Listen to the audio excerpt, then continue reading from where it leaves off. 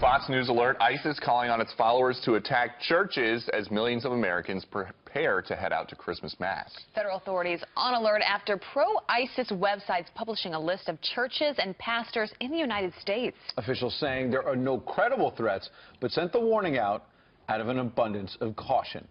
We have Father Jonathan Morris here this morning to talk about faith and the holidays, but also talk about this really alarming threat. It's hard to wake up to, honestly, you know, and as I was coming here this morning, I thought, and they changed the topic to this topic because it's such a pressing item right now.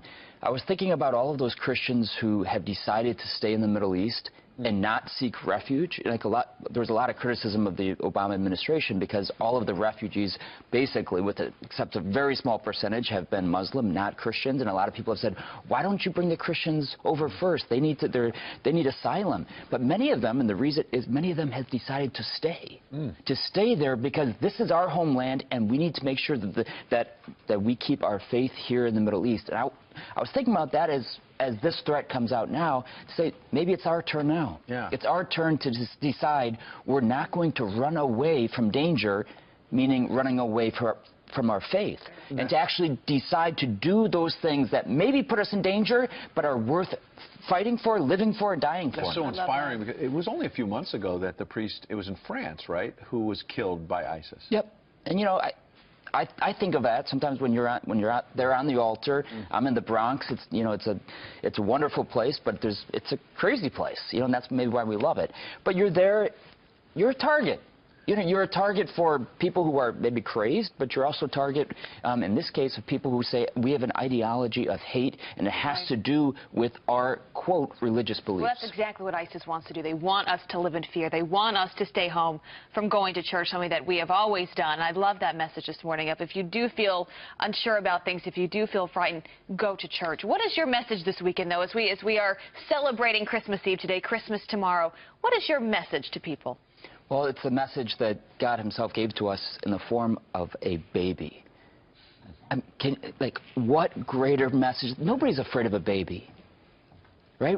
We hug babies. Babies they need us.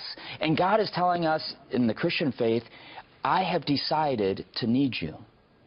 And I am going to come in a form where you, no matter your fears and anxieties, your own sin, your own background, your own messiness, who can't hold a baby? And God is saying, I'm going to make myself a size and also a form where you can embrace me.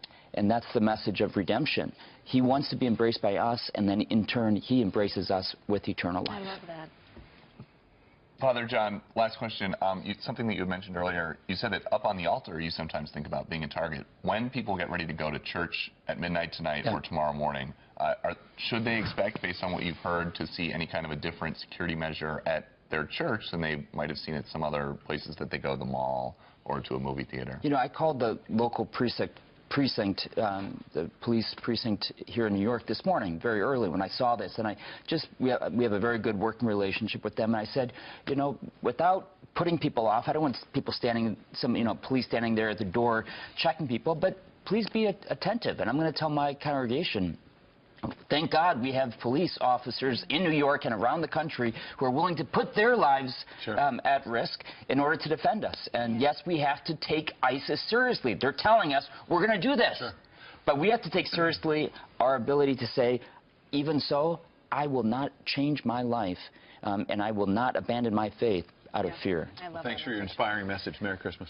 Father John, good to have you here. We got more done today than most people. I love that. We did. Most people are sleeping until noon. That's very true. We always love having you here. Thank you. We do have some other headlines.